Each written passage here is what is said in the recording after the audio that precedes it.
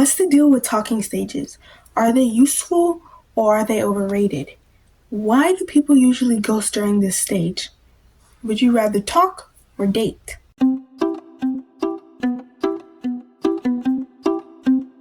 Hello everyone, welcome back to my channel, Angela's Universe. Today is another teen talking topic and we're going to be talking about talking stages. What is the deal with them lately? Well, talking stages. Let me see. I have some questions over here on my notebook. So, are talking stages overrated or necessary? Talking stages, to me, I feel like at first I was just like, what's the point of a talking stage? Why can't y'all just like date? But after being in one myself, I kind of see the need for it, especially because nowadays people just want to rush into dating. But I feel like talking stages are necessary because this is a stage where you kind of get to know a person or get to know what more about someone before you actually even see if you want to be in a relationship with them or not. Usually people, well, let's say a guy and a girl, they like each other, and then they're in the talking stage now. This is the stage where they ask each other questions, see what they like, see what they don't like, see what they have in common, see their differences, and see if they even make a good couple. Then usually what happens is that the guy either asks the girl to be his girlfriend, like officially, which is kind of initiating the start of their relationship, or they kind of, after a while, they're like, okay, I think that we should start dating now. Because the talking stage, usually I feel like it's different for everyone, but some talking stages are like, they either last 2 weeks to a month, whereas there are others that have lasted like 6 months and the guy still hasn't asked out the girl yet. Think of it as an engagement, right?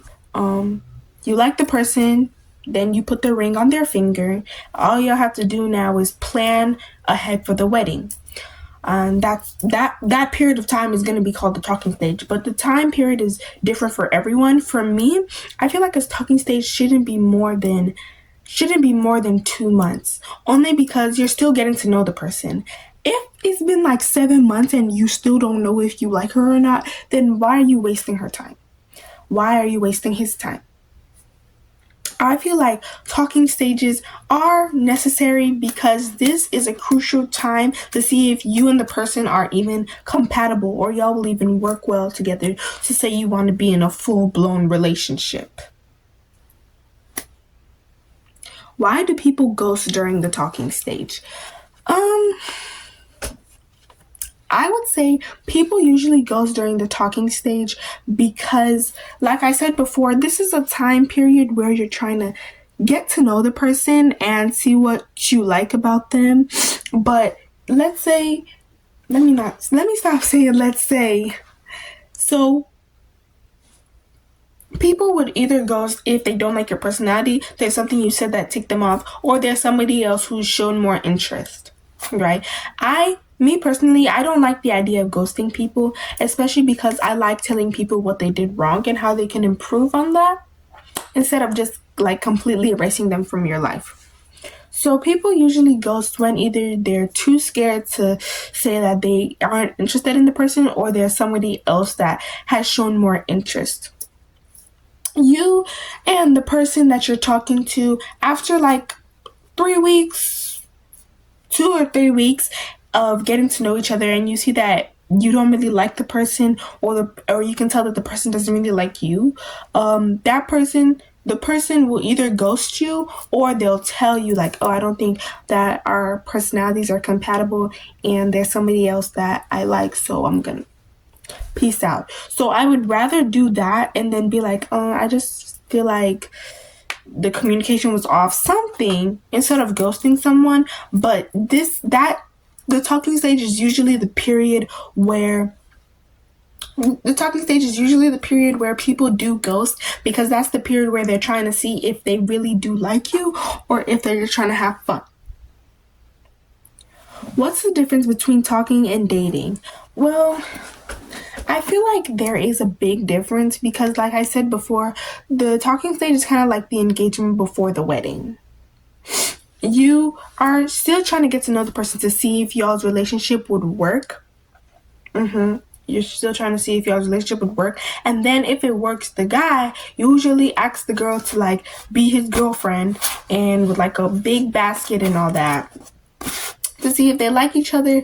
And then after like a couple months, a month or two, by a couple, I'm not talking 7, but after a month or two, and then he asks you to be his girlfriend, now y'all are in a full-blown relationship. Talking stage is usually texting, FaceTiming, or I wouldn't say meeting up at places because that has more to do with dating.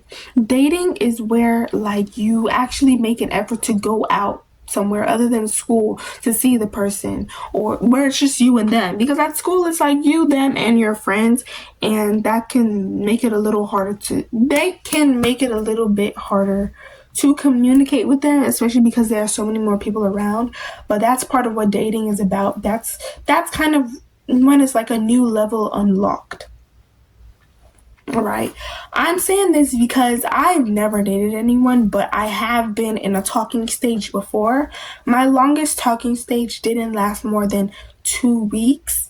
And after a while, I think it ended for a good reason because like his personality, he was cool. My personality was cool. And he was a little weird and goofy, which I liked. It's just, there was a communication barrier, and I didn't like that. Like, I would text him, and I understand he had school or whatever because we didn't go to the same school, but I would text him and then he wouldn't respond until like 2 days later, and I know he came home that night. And we would call sometimes, and our call would be like for 2-3 hours, and then wouldn't even respond to my text. So he was giving a lot of mixed signals, and I did not like that at all. So I'm glad that that talking stage ended because I don't think I would have been able to pass over 2 weeks. And then the other one I had, that one was the funniest one because there was this guy and he liked me, and somehow he got a hold of my number and he liked me, and then he texted me. I was just like, oh, who are you? And then he told me his name or whatever, and I was just like,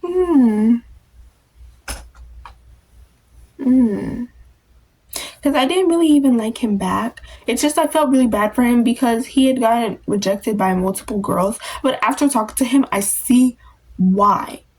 So let me tell y'all, like, I'm gonna break the story down. So then he had like gotten my number or whatever.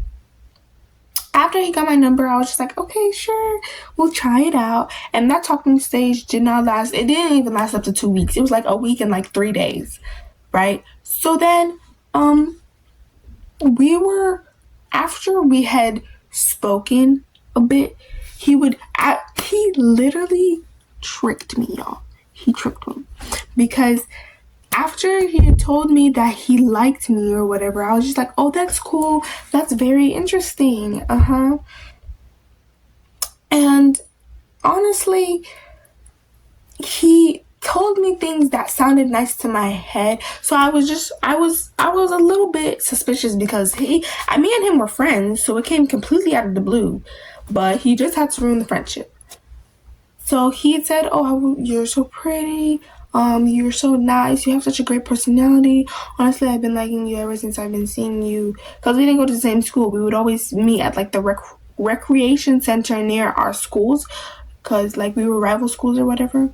And he'd be like, oh, you're so pretty, whatever. Your personality was nice.